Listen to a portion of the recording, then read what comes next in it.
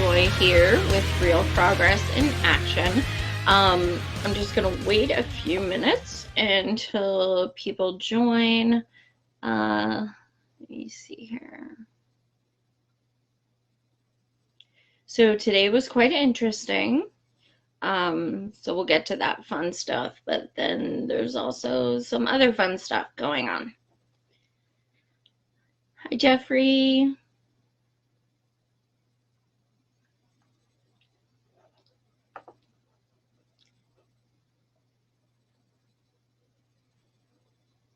Share this to your peeps, please.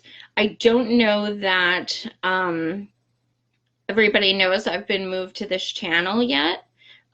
So I definitely want to encourage people to share this link and this info so that my viewers can move on over, and also Real Progressives can sign up as a whole as well. So, all right, looks like we're getting a few people. All right, here we go. I know you guys are excited to hear what I say about Kamala. So we'll start with that. I'm actually, I kind of pride myself that I'm usually pretty good with, getting a feel for things and some kind of intuition about things. But I gotta say, I'm pretty surprised that Kamala dropped out today. And reason being is, yes, I know her numbers were bad, and she let a lot of her staff go. She closed down offices. However, she did make the next debate. So that's kind of why I was surprised. It was, I guess at first I didn't believe it. I thought it was just a rumor because I was like, well, until I see receipts, I'm not believing this, because, I think the different thing about Kamala is that she started off as someone we were so worried about. She's Hillary 2.0. We were scared of her. Holy crap, like, look at how much money she's raising, look at how well she's doing in the polls. She was the initial fear for us, like, oh my god, like, this, she may get this. She's, look at all the positive news coverage and things like that. Then we were scared of Beto, also dropped out. But I think she, Beto was someone, that we were very scared of because people were very salty he didn't win in Texas, and right after he lost, they started on the Beto 2020, which I personally don't understand why you would encourage someone to run who couldn't beat the guy who lost to Trump. Like, to me, that didn't make sense. But a lot of us feared Beto after Kamala. Then, who did we fear? I don't remember. Joe. I guess it was, well, I know Warren took well over 6 months before she was higher than 6% in the polls. She was like 4, 5, 6% for over 6 months. So I'm not sure what happened, but all of a sudden she started gaining traction. So DNC's, pick seems to, it's not working out the way we thought it would and the way they thought it would. It was very clear Kamala was their pick. Then it was very clear Beto was their pick. Then it was very clear Biden was their pick. And this is why I don't trust polls. There's no way Biden is first in all those polls. There's no way. I know I've never met anyone who supports him. You guys, and I mean, I hang out with burners, so I get that, but I don't even see his supporters on social media. So if, his supporters no doubt are older. And the I don't want to say unfortunate, but the unfortunate thing for us is they always show up to the polls. Always. And millennials in the past have not. And that's my fear, because we have more millennial support than everyone else combined. If we can get these kids to the poll, 18 to 26, oh my God, we can win, hands down. We just got to get them off their ass. That's all it comes down to. We got to get them to the polls. We got to stress registering. We got to stress registering as Democrat. We got to stress getting active, getting enough signatures to get Bernie on the ballot. Not, if you guys haven't been involved in politics much, or if you live in a state that doesn't do this, you wouldn't know. But some of the states, like I'm in Pennsylvania, we have to do this, as do others, where you have to get X amount of signatures on petition forms to even get any candidate on the ballot. So in 2015, there were hundreds of us going around in Pennsylvania getting signatures from Democrats who agree to Bernie being on the ballot. Now, that doesn't mean they're going to vote for him. It just means they support him being on the ballot. Insane, right? Completely insane. He's running on the top, one of the main two parties, and you have to fight to get him on the ballot. Bananas. But we had to do it. And we're going to have to do it again. It's really, it's crazy. It's very undemocratic. But my understanding, I found out today that Kamala did not file her signatures for some of the states coming up. So that's, that was a good indicator.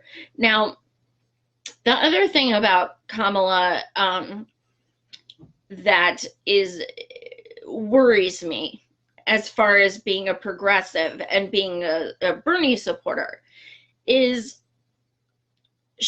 okay, cool, she dropped out. It's one less person. Now we're down to 15. Yay. But here's what I fear. The more centrists we have, the more they divide the vote. Dividing the vote means less delegates. Dividing the vote means more delegates for us, because say there's 10 neolibs running and they're, all 5%. None of them are going to be enough to get delegates, but they're all split. Whereas we, we'll get delegates because all of us are together under one candidate. So that is advantageous for us to have a bunch of people. That concerns me. Kamala's people are not coming to Berners. They have, as a whole, have been not very kind to us Bernie supporters on Twitter, and they're lashing out extra hard today because they feel it's our racism and sexism that got her to quit. Even though our VP choice is, Nina Turner, but okay. So, yeah, they're going hard at us today. We're not going to get their supporters. They're going to go to Liz. They're going to go to Liz. That could hurt us. So I'm just trying to think about this strategically. I don't want to be a downer or anything, because I know people are yes. Yes, get happy it's one person down, but let's just keep it real. This isn't necessarily in our favor. The other concern I have is, okay, Cory Booker and Castro are very likely going to drop as well. Um, Corey and Castro have not made this debate. They still have a few more days. Castro didn't make the last debate. Now, Booker has been saying for 2 months, if I don't make a debate, I'm dropping. Well, he's not too close right now. So he may drop. That also could work against us. Because if you take Kamala, Booker, and Castro, they're not coming to us. They're not at all. Like, period. So those are 3 votes that are now going to maybe some to Buttigieg, maybe some to Biden, but I think as a whole, Warren. That makes me nervous. So it's kind of nerve-wracking because in some ways we're kind of like, yes, like, good, we're not gonna have President Kamala, good. But in the other sense, it's just kind of like, this may not work in our favor. Do I think Corey would endorse Bernie? Absolutely not. Absolutely not. Liz, 1 billion% of the way. 1 billion% of the way. I was talking to my husband and I said Kamala, I believe, would endorse Warren 75% and Corey 25%, but if he drops, I'm saying Warren. Although it would be hilarious if she endorsed Biden, which I kind of wouldn't be too surprised. Kamala's kind of, but then they might tell her to endorse Klobuchar just to give her a boost. I'm leaning towards Kamala endorsing a woman. I feel like there'd be hell to pay if she didn't.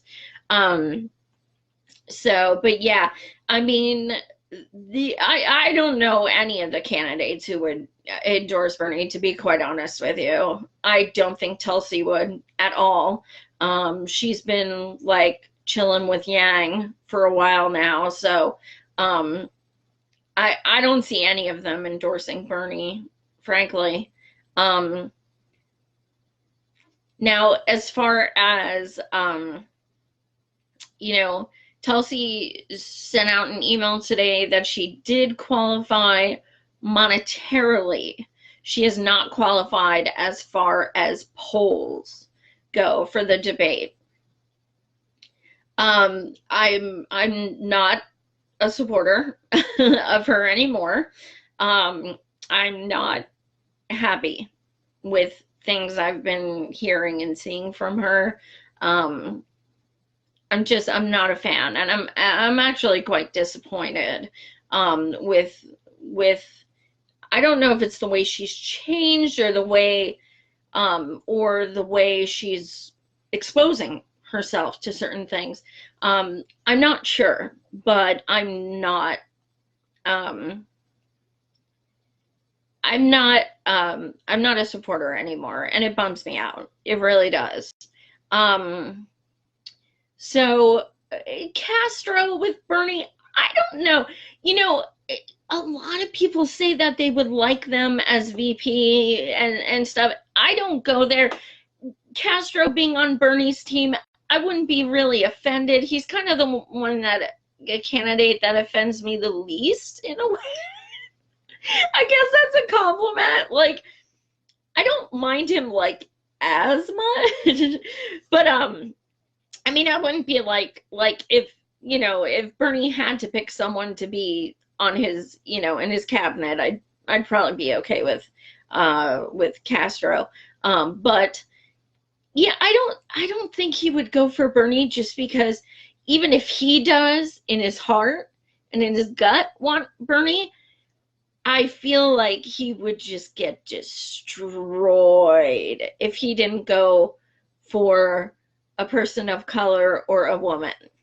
I mean, this is the way, you guys know how identity politics works. I mean, any of these people who drop, I mean, there's hell to pay if they don't endorse a woman or person of color. I mean, regardless of even if they say my heart is with Bernie, not good enough. Like, centrists and neolibs love identity politics. They love them.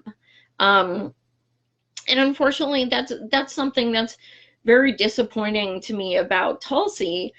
She had a post yesterday that was just a bad look. She had a post yesterday on Twitter that said, I'm a veteran, I'm a woman, and it was like listing vote for me because it was, I'm a veteran, I'm a woman, I'm a person of color. And I'm like, okay, wait, identity politics like literally failed miserably in 2016. We can't do this. Has anyone ever heard Bernie say, I would be the first Jewish candidate? Never. I'm not a huge fan of Obama, but you never heard him say, I'd be the first black candidate, president. Never. Not once. So I don't like that. I don't like talk about issues. Don't talk about, I'd be the first woman and I don't really care. I mean, to me, that's like, lack of a better term, it's an added bonus. Like, okay, cool. We get a progressive president who also happens to be a woman. Awesome. That's ideal. That's great. But putting, identity politics over substance and, history and things like that, like, to me, it's very privileged to do that because it's very comfortable for people to say, hey, you know what? I know people are dying and I know this candidate doesn't support Medicare for all and federal job guarantee and, helping the environment, but I want a woman. That's privilege as hell. Like, that is the epitome of privilege to be able to say that. So I am kind of like, my candidate of the past 4 years is the best candidate, and he happens to be Jewish. So if we make history as well, awesome.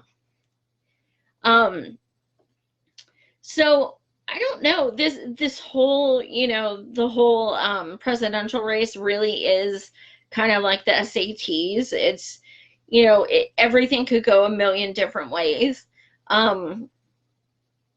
As far as who's made the debate thus far, so Bernie, I was actually stating on Twitter yesterday that because of the amount of donations and the amount of donors and the polls, we literally were qualified for every single debate thus far the day he announced his campaign. Like, nobody has it's really awesome to never see Bernie have to send one of those emails that says, we won't make the debate unless you all chip in. Like, we've never had to do that, and it's a good feeling. We still need donations for, to maintain the campaign, but it's never been to this point, like, we're going to need to drop out if we don't get X amount of donations. So in any case, so, Bernie qualified, Biden, Liz, and Klobuchar, I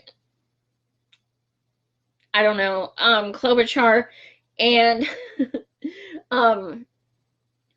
then today it was announced that now Steyer and Bloomberg qualified. That's incredibly undemocratic. So they basically joined the debate because of money. I don't know any Bloomberg or Steyer supporters. I don't know. but somehow they, Bloomberg just announced like a few days ago officially, and Steyer, I don't even know how he made the last one, but they're both billionaires and they both just suddenly joined the debate stage today. It's really incredible. So there's a lot of different takes on Twitter. There are people who are saying that essentially Steyer and Bloomberg bought Kamala's space on the debate stage. I don't find that accurate. She made the debate stage and she chose to drop out. So I don't think that's accurate. You are getting tons of people who are saying America sabotaged her because they don't want a black president, a black woman president, which, of course is true for some people, but really it's just we have other choices. It's really that simple.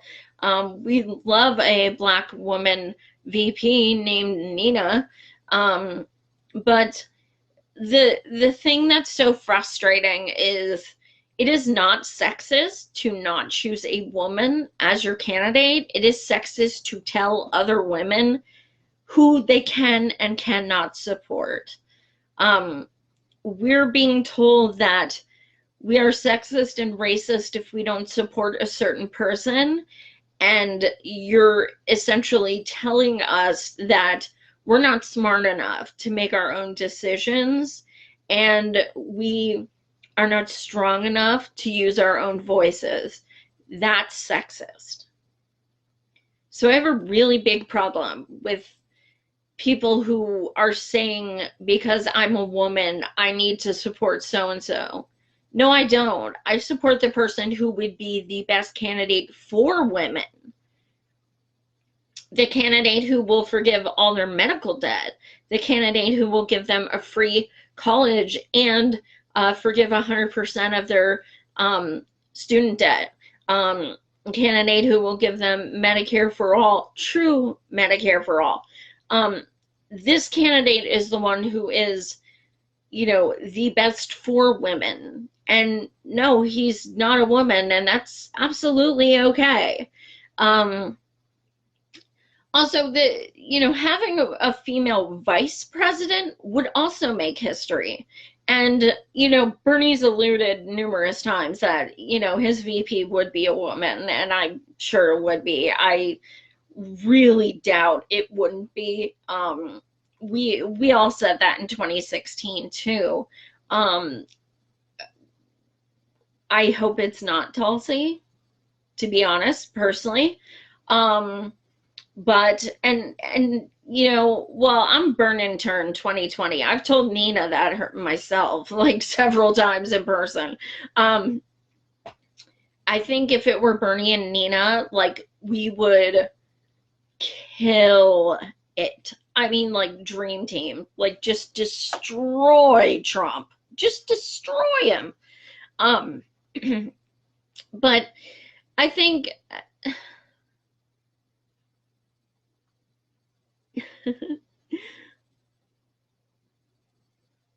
oh yes, bollock drop. I call them bollocks, because that's bollock.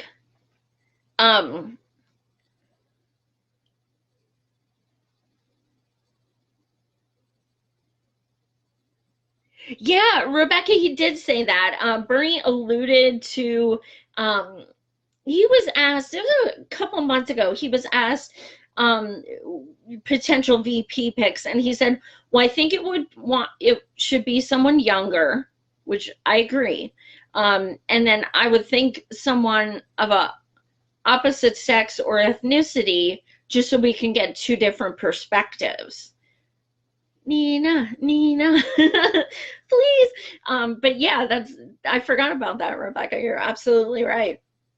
And the first time I said to Nina in person, burn and turn, tell Bernie, like, we're not messing around, burn and turn 2020. She goes, burn and turn. Like, she was kind of like, oh, okay.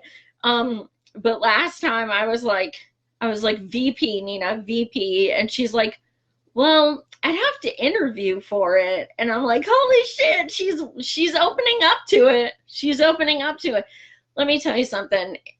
If she wouldn't at least be in the cabinet, I'd raise hell, and I know a lot of us would. It's like not an option. We'd be like, Nina, you're in. Period. Like, just deal with it. Um, oh my God. Nina and Pence in a debate. Ah! I would lose it. Yeah, I mean, Tulsi has really differentiated herself from Bernie. Um, and I'm not uh and I'm okay with that in theory. I'm not okay with the direction she's been going in. I'm not okay with Republican talking points, with dissing the federal jobs guarantee, with walking away from Medicare for all. These are things I don't support. So I know there are countless people who are still so in love with the fantasy of Tulsi and Bernie. Um, However, I think people really need to understand that was 3 years ago. A lot happens in 3 years, especially politically. She wouldn't be running against him if there was really that like connection there. Um, yeah. Um, so yeah, I wouldn't be very happy about and I don't see it happening, to be quite honest, with Bernie and Tulsi. She made a post yesterday that really bothered me. It said something like, I've been a lifelong Democrat, and I'm just like, okay, why are you feeding into that? Because they're always telling us Bernie's not even a Democrat. I don't know. Some of her posts are very troublesome. I also don't like the fact that it took her over a week to say something about Bolivia, and it was very basic. It was something she could have said immediately. She's never, said anything about Kashmir, Lula, things like this. When someone is touted continuously as the foreign policy candidate, I need to see that. I need to see that in them. I mean, you could say whatever you want about Bernie, but he's been the past few months, the amount of praise he has gotten from Muslims, from Palestinians, from the Yemeni people, um, all in solidarity with him. It's been beautiful. It's been incredible. And so you could say what you want about him, but he's not the one being propped up continuously as the foreign policy candidate. Um, and, so if you're going to label your candidate something, I'm going to want to see that exemplified. And I think everyone deserves that. Um,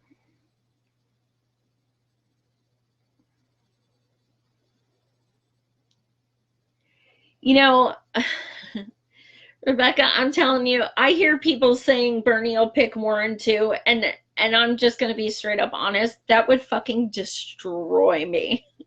Like, it would literally rip my heart out. Um,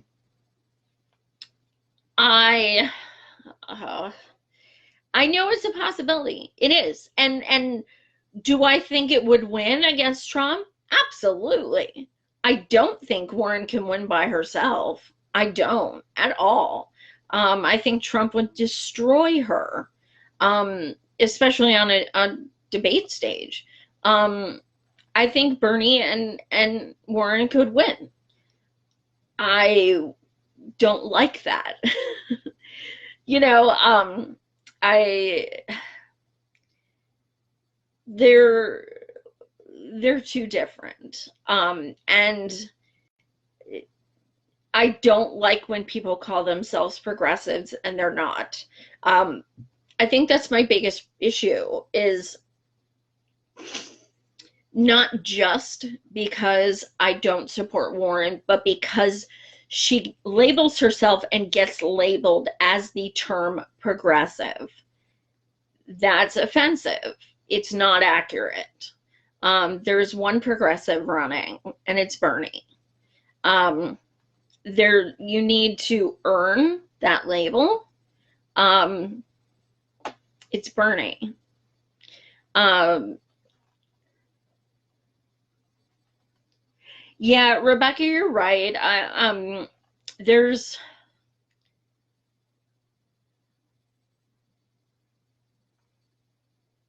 what's a what? AUMF? I know what MF is, but what's AU?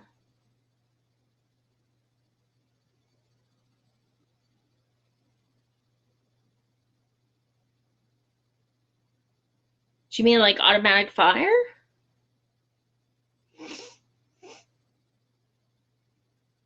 Oh, Rebecca, that's amazing. Bernie's the only one sticking up for Palestinians. It's disheartening. And it's like, so there's 15 presidential candidates running, and there's literally one talking about Palestine rights, Palestinian rights. That's not okay at all. Um, so people, the polls are trying to push Buttigieg. This has been going on about 2 weeks.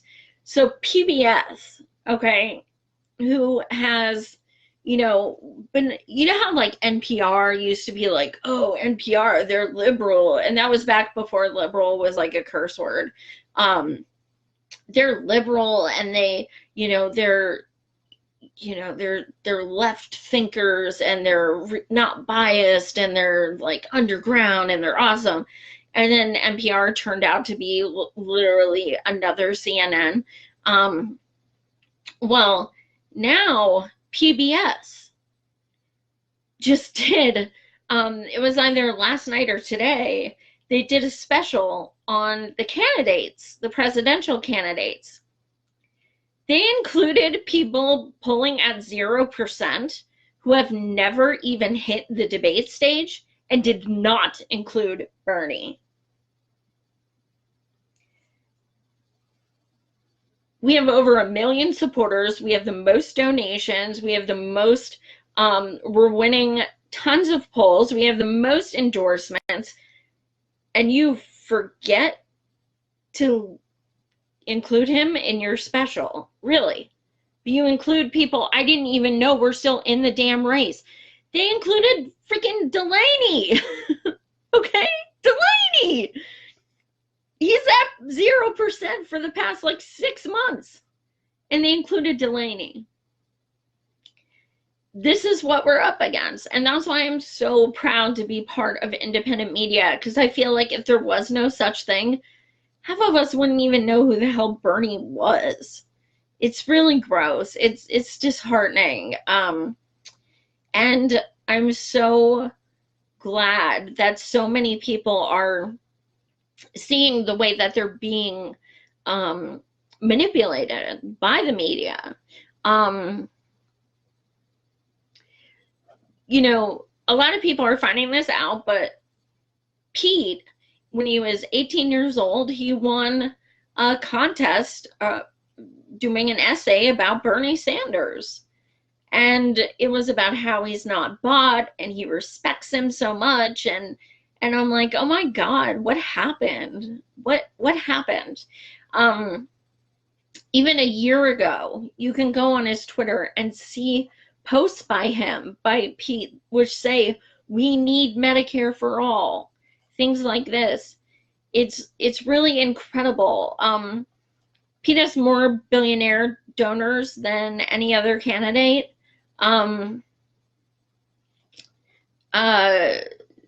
Warren is second. Warren also has a new mug that she's promoting that says billionaire tears. But billionaires typically don't donate to campaigns they're afraid of. My take. So now, as far as Bloomberg and Steyer, the interesting thing is I live in Pennsylvania. We don't vote for 5 months, over 5 months. And I'm seeing Steyer and Bloomberg ads like crazy. And the rumor is, now this is a rumor, but I can see how people are kind of deducing this. Kamala's top campaign aide or top campaign manager resigned 3 days ago with a really scathing letter. It was bad. It was like, you don't know how to run your campaign. You treat people horribly. Like, it was bad. I have it on Twitter if you guys want to check it out. But it was bad. And it turns out he went and left to go to Bloomberg's campaign. Now, the people who were let go from Kamala's campaign are apparently also being hired by Bloomberg's campaign. So there's some speculation. Did she get offered a VP position? Kamala, that is. Maybe. I mean, that's a lot of people. I mean, there's a lot of associates of hers that are going to Bloomberg now. Is it, you know, I guess one of the things the campaign manager was talked about in his resignation letter was that, you know, she had all these people move out and pick up their lives and just move to a different state and then shut down all those campaign offices.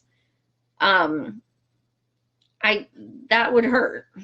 And I do, you know, part of me, even though, you know, I don't support Kamala and I wouldn't vote for her, I do feel for her supporters to the extent that it's gotta hurt to be really invested in something and then lose that hope. So I get that. But a lot of them are taking it out on us. You know, your old white guy should have left before the young, pretty black woman, you know, things like that, memes and stuff. And it's like, I mean, we didn't tell her to drop out. She dropped out. Like, God, I don't know. Like, and there comes a time when you need to hold people accountable. If you are going to, you know, use race and sex as everything to dismiss any criticism of your candidate, that's hero worship. Absolutely 100%. And you are not doing them any favors by doing that. We need to hold our candidates accountable. I am so freaking proud of the changes our campaign has made this time from 2016. Bernie listened to us. He really did. On so many levels. We said your campaign is too white. He hired over 70% of people of color. We said you don't talk about yourself at all. He started talking about his family dying in the Holocaust. We told him these things, and he did it different this time. He's listened to us, and people like to think that we just praise him all the time. Go on one of his threads where he says something somebody gets pissed off about. Ooh, we let him have it because we love him and because we respect him and because we'll hold him accountable. He's not perfect. We like that he's not perfect. He's human. And if you agree with someone 100%, it's not a good thing. You need to reevaluate why you agree with them 100%. I tell my candidates all the time, the only time you're going to agree with a candidate 100% is if you run yourself, and you may not even agree with yourself. It's oh wow, Rebecca, I can imagine. Hey, Mindy. Yeah, so Rob, Biden, speaking of, yeah, Biden is really, I I don't know if you guys saw his the new video that came out. Well, first of all, he bit his wife's finger during a speech, which was very weird, just very bizarre. His wife was talking like this, and he just went and took a bite on her finger. And I'm scared because Bernie talks with his fingers a lot, and he's standing next to Biden in the debate. And that's Bernie's savage finger. He needs that. No bites at all. So, but I don't know if you guys saw the video that was trending on Twitter yesterday, but yeah, Richard, exactly. Biden said it's from 2017, it's fairly recent. And Biden said, you know, when I used to go swimming with essentially it was talking about African American kids. They used to swim up next to me and look at my hair because it was a blonde hair, so they'd go like this and push it down, and then it would jump back up and dry, and they used to teach me about roaches. What does that mean? Teach you about roaches? There's something racist in there. And then he was like, and they would all jump on my lap, and I love when kids jump on my lap, and it was just not okay at all.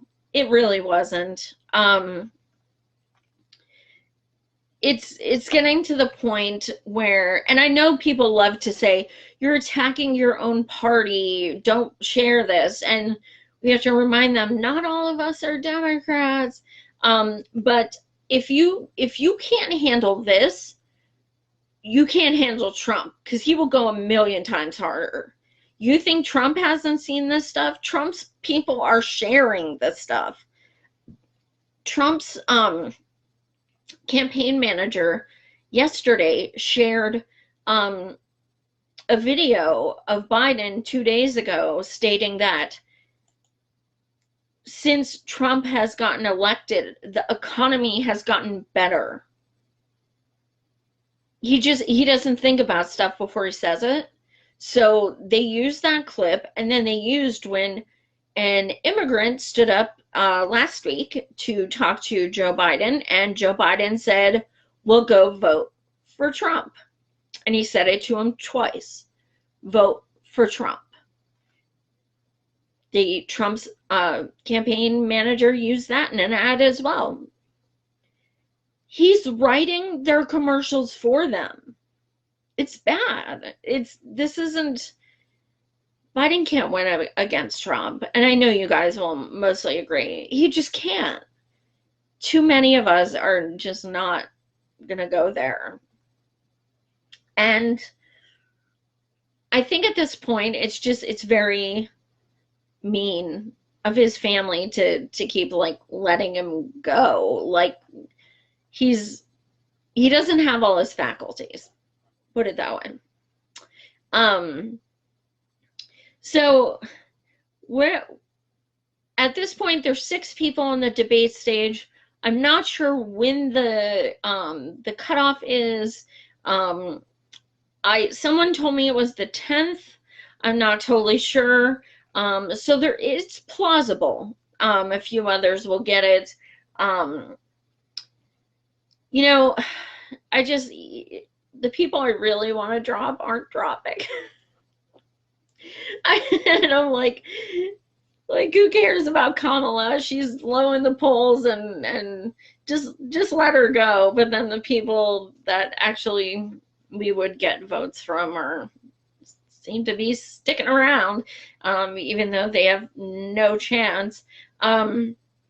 So today is 60 days from Iowa caucus. Iowa caucus was the start of everything. It sets the tone for the entire election. Iowa is first, New Hampshire is second. Iowa Iowa in 2016 was our first look at just how bad the cheating would be. In Iowa, they have a caucus. Hillary got 49.6. We got 49.4. What happens? They have a coin toss. So serious. It's literally in the rule book. It's a coin toss. When they were doing the coin toss, they had some ladies stand in front of the camera. I'm sure for like it was an accident, but the woman literally said, "Move over, move over." So you do 5 coin tosses. Whoever has the most out of 5 is who gets it. According to them, 6 coin tosses. According to them, Hillary won 6 out of 6 coin tosses. That's literally mathematically like impossible. They said she won all 6. Therefore, Iowa went to Hillary. 49.6, 49.4. She got it.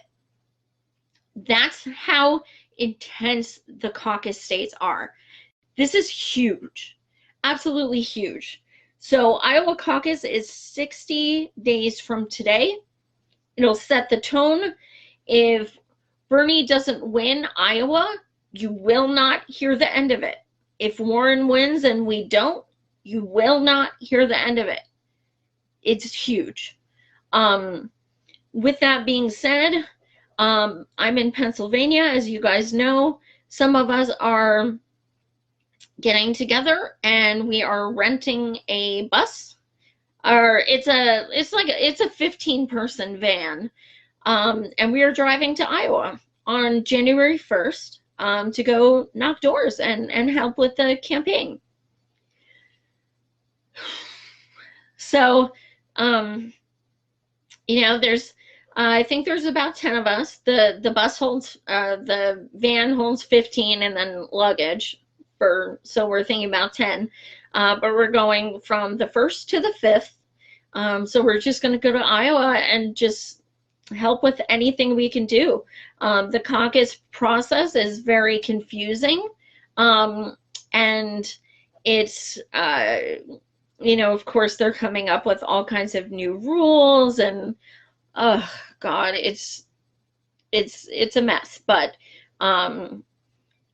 we're looking forward to like a 15-hour Bernie bus road trip where we're probably all gonna act like asses. I'm gonna film a lot of it, don't worry. We'll probably be there shenanigans will ensue, I guarantee it. So the that'll be the first we're leaving. I do have a GoFundMe for the trip on my Twitter and Facebook. We're asking even if burners chip in $3 to $5, because we are leaving January 1st, and to rent the van by itself, it's like over $900. So, and then we need gas, and we need to find a place to stay. So, that hotel is going to be pricey, but so even if you guys can chip in $3, $5, it'd be amazing, because unfortunately we gotta have the money to be able to do it. But we want to help Bernie, and we want to do everything we possibly can. And Colleen, can you come with us? No, Richard. To my knowledge, nobody else from RP is coming. I don't know how Steve would feel about knocking on doors, to be honest, or doing phone banking. I'm not sure. I don't really see him as like a volunteer, like uh Bernie person. I don't know. Maybe you would. I don't know. I mean, I would do it with him, but we haven't had that talk, shockingly. Um, I didn't mean it like that. Whoever put the laughy face. Um, so yeah, so that's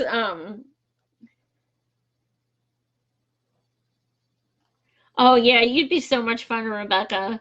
Um, I hope so many. What we're gonna try to do is we're gonna try to get like an Airbnb. It'll depend how many people, but I have an air mattress. And I said, I'll sleep on the damn floor. I don't care. I'm punk rock. Just give me a pillow. That's all I care about. Um, I'll sleep in a hoodie on the floor.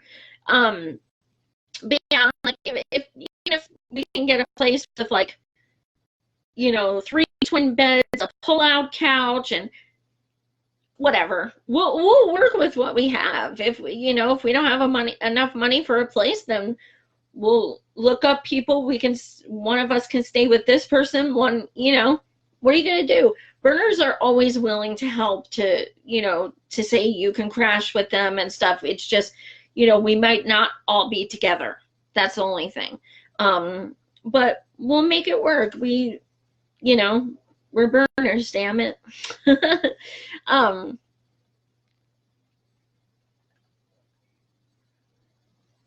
aw. Um, so something I'm a nervous wreck for that I need your prayers, hope, positive juju, anything, is I'm still waiting to hear if I get a second interview from the Bernie campaign. So 2 weeks ago tomorrow, I had an interview with the Bernie 2020 campaign. The position is in New Hampshire, so I would be moving across the East Coast.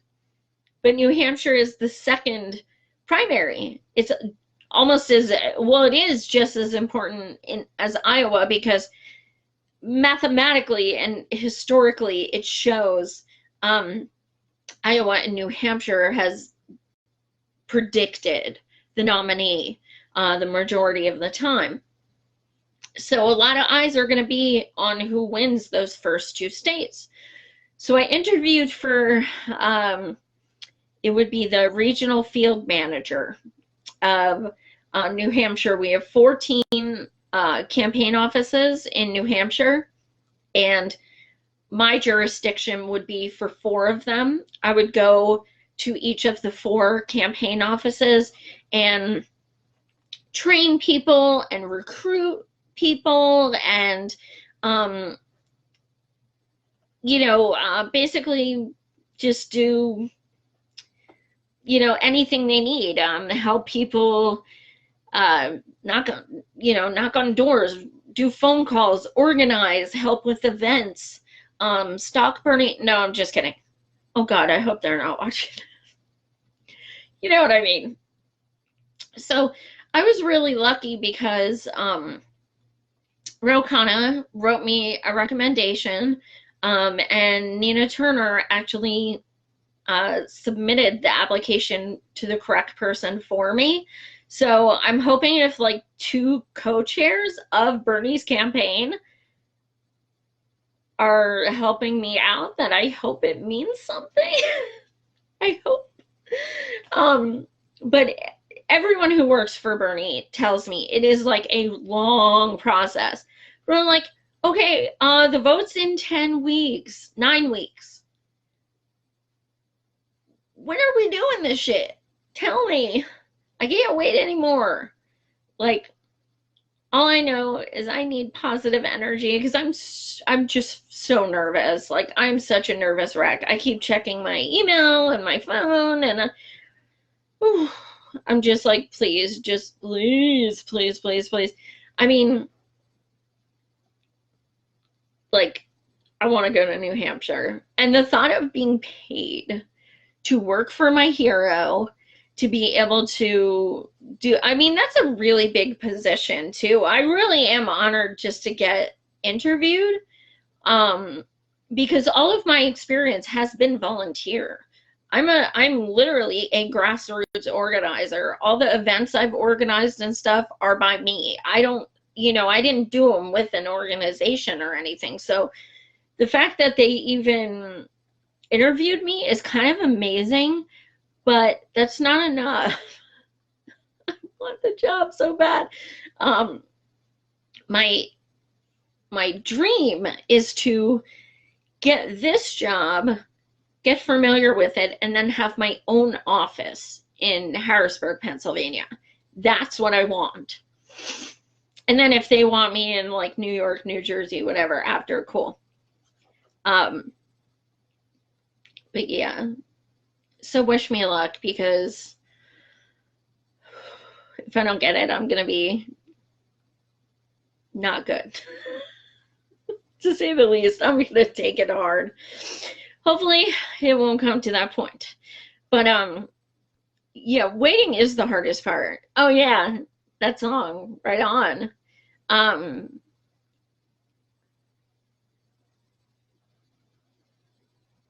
Vetting is a big deal, but dude, Congressman Ro Khanna is like, he's like, wow, highly recommended. She's great for the movement, all this stuff. And Miss Nina was like, here's my personal email. Last time I met her in person, she's like, here's my personal email.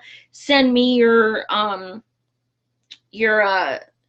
resume directly. The next day I got the message about wanting an interview. Like, if like, if this doesn't work, something's really wrong with me, because that's like a ridiculous, like, I don't know, it's so bananas. I'm trying not to think about it, but it's literally all I think about. So anyway, now that I'm blathering enough about that, yeah, fingers crossed, guys. If you don't hear me talking about it for a while, it's because I'm crying in the fetal position. But at least I have, I've signed up for the Iowa trip just in case I'm still in PA. So I'll be doing something regardless, whether it's in New Hampshire as a job or Iowa with my volunteer comrades. I'm Bernie. Period. Bernie or bust. Like, I'm helping regardless. That's my man. So, in also exciting news, Thursday, I have Mike from Humanist Report coming back. One of your favorites, one of my favorites. We have so much to discuss. Oh my gosh. It's going to be a fun one, and he's easy on the eyes. So that's always nice. But yeah, so watch for the promos coming out about Thursday. And please tell your friends to follow Real Progress in Action, because we definitely need to get our numbers up on this. I think that other people are still watching the Real Progressives, looking for my show. So please try and share to get the word out. But thank you guys so much, and thank you so much for the kindness in the thread. You guys are awesome. Much love.